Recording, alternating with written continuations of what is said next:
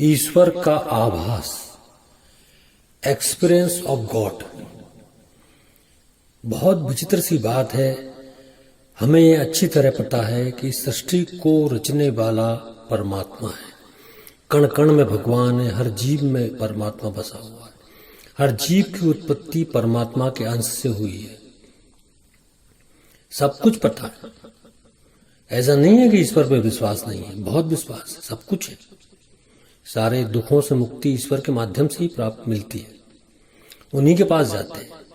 लेकिन एक विचित्र सी बात है कि ईश्वर का आभास हमें नहीं होता है। उनकी प्रत्यक्ष उपस्थिति का आभास जगत में नहीं होता है। उसका कारण क्या है?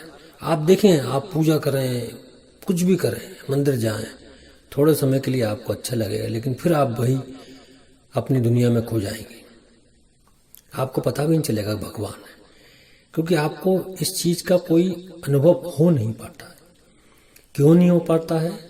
क्योंकि आपके अंदर उस अनुभव को करने का प्राकृतिक गुण नहीं है। जिस प्रकार इस सृष्टि में जो प्राकृतिक गुण हमें प्राप्त है, दया, ममता, प्रेम, धैर्य, क्षमा, जो आवश्यकता के अनुसार उत्पन्न होते रहते हैं, कम ज्यादा, उनको उत्पन्न करने के लिए कहीं कुछ हमको शिक्षा प्राप्त नहीं करनी पड़ती। वो प्राकृतिक गुण है, प्रकृति जो हमको अपने आप अनुभव होते हैं। किसी के प्रति प्रेम व्यक्त करना है तो वो अपने आप होगा। किसी को क्षमा करना है, कहीं दया है, कहीं करुणा है, ममता है, ये सब अपने आप निकलते हैं। लेकिन ईश्वर को एक्सपीरियंस करने का, ईश्वर का आभास हमको होता रहे हमेशा कि ईश्वर का अस्तित्व है, ईश्वर है, ये हमारे में प्राकृतिक गुण नहीं है। क्योंकि अगर इस प्रकार का कोई गुण हमारे प्रकृति में, हमारे शरीर में विद्यमान होता जानने का, तो इतनी समस्या ही नहीं होती कि ईश्वर कौन है, कहाँ है, कैसा है। क्योंकि हमेशा हमको मालूम होता है कि ये ईश्वर है और हमारे साथ है। और इतने सारे धर्मों की स्थापना हुई, कई पंथ मत बने। क्यों बने?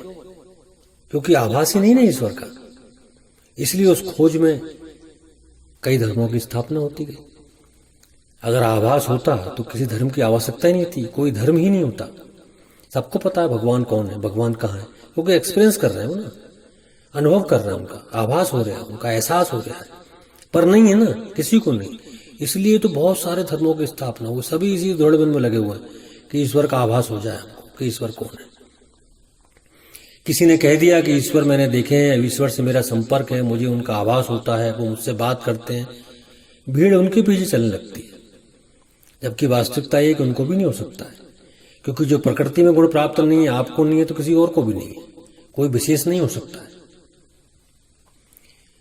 तो इतने सारे जो समस्याएं, जो इतने सारे उधेड़-बुन होती है ना ईश्वर को लेके, वास्तविक स्थिति है कि ईश्वर के जानने का कोई भी प्राकृतिक गुण हमारे अंदर विद्यमान नहीं है।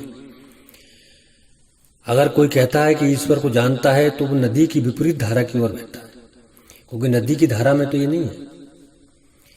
अब ऐसा भी नहीं कि ईश्वर को आप अनुभव नहीं कर सकते, उनका आभास नहीं कर सकते, उनको जान नहीं सकते, उनसे संपर्क स्थापित नहीं कर सकते। उसका दूसरा मार्ग है, जो मार्ग आत्मा को से होकर गुजरता है, उससे आप जुड़ जाएं, ध्यान से जुड़ जाएं, आध्यात्म से जुड़ जाएं, भक्ति से जुड़ जाएं, वो मार्ग ईश्वर तक जाता है। जब उस रास्ते पर चलते हैं, संघर्ष तो बहुत है। नदी के विपरीत आपको अगर तैरना है तो बहुत शक्ति लगाना पड़ती है। इसी तरह से ये है, जब आपको अपने प्राकृतिक गुणों से भिन्न जाके कुछ प्राप्त करना है तो आपको रास्ता भी कठिन खोजना पड़ता है, और कठिन रास्ता ही मिलता है आपको, जटिल होता है, इतना आसान नहीं होता है। उस रास्ते से आप ईश्वर को अनुभव कर सकते हैं, पर उस रास्ते पर चलकर भी आपको पल पल ईश्वर का आभास हो जाए, ये संभव नहीं है। क्योंकि कोई भी काम आप जब भी कर सकते हैं जब आपके अंदर प्राकृतिक गुण हो। कुछ समय के लिए, कुछ क्षणों के लिए आपको ये अनुभव हो सकता है परमात्मा का होने का। और ये सब बड़ी योजनाबद्ध तरीके से प्रकृति में डाला गया है, बनाया गया है। अगर आप सोचें कि अगर ईश्वर का आभास हमको पल पल होने लगे तो हमारी स्वतंत्रता ही नष्ट हो जाएगी, हम गुलाम हो जाएंगे। तो ईश्वर ने कभी नहीं चाहा कि जिस जीव को उसने उत्पन्न किया वो उसका गुलाम रहे, हमेशा हमेशा उसके भय में जीता रहे।